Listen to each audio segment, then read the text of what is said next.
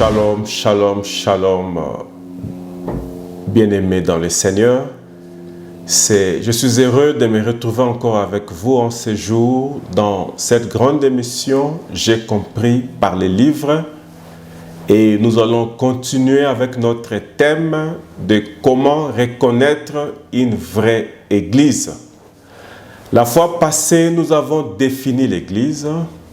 Nous avons compris que l'Église, c'est un peuple mis à part pour un service. Et nous avons compris que l'Église n'est pas bâtie sur un homme, mais l'Église est bâtie sur la révélation de qui est Jésus-Christ. Et nous avons compris que Jésus-Christ est l'image visible du Dieu invisible. Aujourd'hui, nous allons continuer avec notre enseignement pour parler de deux points. Le deuxième point qui sera qui a bâti cette église, et le point suivant sera où est-ce que cette église a commencé. Sans plus tarder, nous allons ouvrir nos Bibles dans le livre de Matthieu chapitre 16, verset 18. Je vais lire au nom du Seigneur Jésus-Christ. Et moi, je te dis que tu es Pierre, et que sur cette pierre, je bâtirai mon église, et que les portes du séjour des morts ne prévaudront point contre elle. Nous voyons ici que Jésus-Christ annonce qu'il va bâtir son église. Et pour répondre à la première question, qui a bâti l'église? La réponse est simple, c'est Jésus-Christ lui-même qui bâtit son église. Oh mes frères bien-aimés, c'est un réconfort pour nous. C'est une assurance pour nous de savoir que cette œuvre qui est Église, c'est Dieu lui-même qui l'a bâtie. Et nous savons que quand Dieu commence quelque chose, Dieu l'amène toujours à sa fin. L'Église, c'est notre lieu de refuge. C'est là où nous devons entrer. Nous comparerons l'Église aujourd'hui avec ces villes de refuge. Nous voyons que dans l'Ancien Testament, Josué a bâti 6 villes de refuge. Et qu'est-ce qui s'est passé dans l'Ancien Testament? Dans ces villes de refuge, les hommes ou les femmes, peu importe ce qu'ils auront fait dans la société, une fois dans cette ville, ils étaient en sécurité. Ils peuvent tuer quelqu'un, ils peuvent voler, ils peuvent faire n'importe quelle bévue dans la société. Une fois qu'ils se réfugiaient dans ces villes de refuge que Josué avait bâties, ils étaient en sécurité. Personne ne pouvait les poursuivre. Et il y en avait 6. Et nous savons que le chiffre 6, c'est le chiffre de l'homme. Mais Dieu est parfait en 7. Laissez-moi t'annoncer que Jésus-Christ est notre 7e ville de refuge. C'est la raison pour laquelle il a dit que venez à moi, vous tous qui êtes chargés, fatigués, je vous donnerai du repos. Mon frère, ma soeur, peu importe ta situation, tu peux être coupable, mais je te lance une invitation de venir en Jésus-Christ. Tu trouveras la sécurité. Un jour, il y avait une femme qui était surprise en flagrant délit d'adultère. Selon la loi de Moïse, cette femme devrait être lapidée, devrait être tuée. Mais les Juifs ont commis une grave erreur en amenant cette femme devant Jésus-Christ, qui est la 7e ville de refuge. Jésus-Christ leur a dit, qui d'entre vous n'a jamais commis de péché, qu'il puisse jeter la pierre, le premier. La Bible dit, commençant par les plus grands jusqu'aux plus petits, ils quittèrent et laissèrent la femme seule. Et Jésus-Christ s'adresse à la femme. Femme, où sont ceux qui t'ont condamné? La femme dit à Jésus, personne. Ils sont tous partis. Et notre Seigneur a dit, moi aussi je ne te condamne pas. Va et ne pêche plus. Oh mes frères bien-aimés, en Jésus-Christ, dans cette église qui est son corps mystique, nous sommes en sécurité. Amen, amen, amen, amen, amen. C'est la raison pour laquelle l'apôtre Paul a dit, ceux qui sont en Jésus-Christ sont devenus de nouvelles créatures. les choses anciennes sont passées et toutes choses sont devenues nouvelles. Et l'apôtre Paul ajoute encore, qui acquisera les élus de Dieu?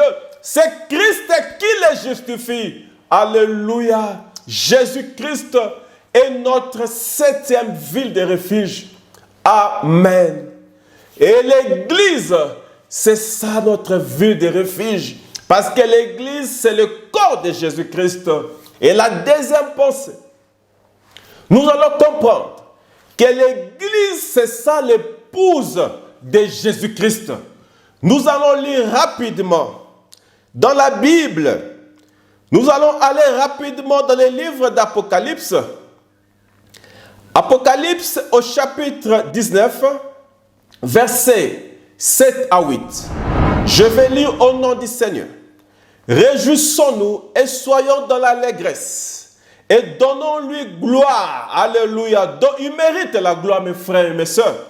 Car les noces de l'agneau sont venues et son épouse s'est préparée. Amen. Et il lui a été donné de se vêtir d'un fin lin éclatant pur. Car les fins lins, ce sont les œuvres des saints. Amen. L'Église est l'épouse de Jésus-Christ. Même dans Matthieu chapitre 25, verset 1, quand nous descendons, nous voyons que le Seigneur compare le royaume de Dieu à un noce, là où l'époux alla épouser des vierges. Et l'Église de Dieu est considérée comme l'épouse de Jésus-Christ. Et nous allons comprendre comment est-ce que cette épouse est formée. Et quand nous allons rapidement dans le livre de Genèse, quand Dieu créa Adam, la Bible dit, Dieu envoya Adam dans un profond sommeil. Et dans ce sommeil-là, Dieu tira une côte d'Adam. Et de cette côte, Dieu forma Ève. Et Adam, c'est l'image de Jésus-Christ. Car le Seigneur Jésus-Christ est le second Adam. Et nous remarquerons qu'à la croix, un soldat romain prenant la lance et il blessa Jésus-Christ, il perça Jésus-Christ au niveau de son côte. La Bible dit l'eau et le sang étaient sortis. Alléluia. C'était là la croix, le début de la naissance de l'Église. Le début de la naissance de l'épouse. Nous sommes sortis de lui. Alléluia. Quel est ce lieu merveilleux d'être parmi, de faire partie de ce corps mystique de notre Seigneur Jésus-Christ. Ce corps qui est l'Église. Remarquez, mes frères bien-aimés, que l'eau et le sang étaient sortis. Or, nous savons tous que dans le processus de la vie, dans le processus de la naissance, il y a premièrement l'eau qui sort. Après l'eau, il y a le sang. Après le sang, il y a la vie. Même Paul a dit dans ses écrits qu'il y a trois qui rendent témoignage. Il y a l'eau, il y a le sang, il y a l'esprit. Et nous remarquons qu'à la croix, il y a eu l'eau, il y a eu le sang. Et Jésus-Christ a remis son esprit à Dieu. Il a dit, Père, sa dernière parole à la croix, c'est Père, je remets mon esprit entre tes mains. Et nous remarquerons que ce même esprit qui était monté au Père est revenu à la Pentecôte. C'est ce qui répond à notre deuxième questionnement. D'où est venue l'Église? Où est-ce que l'Église a commencé? L'Église a commencé à la Pentecôte, lorsque le Saint-Esprit était descendu. Comme je viens de vous le montrer, que le processus de la naissance de l'Église a commencé à la croix.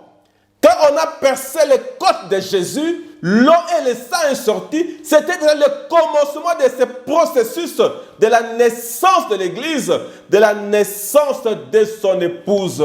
Nous sommes privilégiés, mes frères bien-aimés, de faire partie de l'épouse de Jésus-Christ, de faire partie de ce corps mystique de notre Seigneur Jésus-Christ. Nous allons le lire rapidement ici, dans le livre de Luc. Luc 24, Luc chapitre 24, verset 49. Luc 24, verset 49. La Bible dit, « Et voici, j'enverrai sur vous ce que mon Père a promis pour vous. Et restez dans la ville jusqu'à ce que vous soyez revêtus de la puissance d'en haut. » Amen. C'était la promesse de Dieu. Pour avoir la vie, il faut accomplir ces trois processus. Il y a l'eau, il y a le sang et il y a l'esprit. Tu ne peux pas faire partie du corps de Jésus-Christ.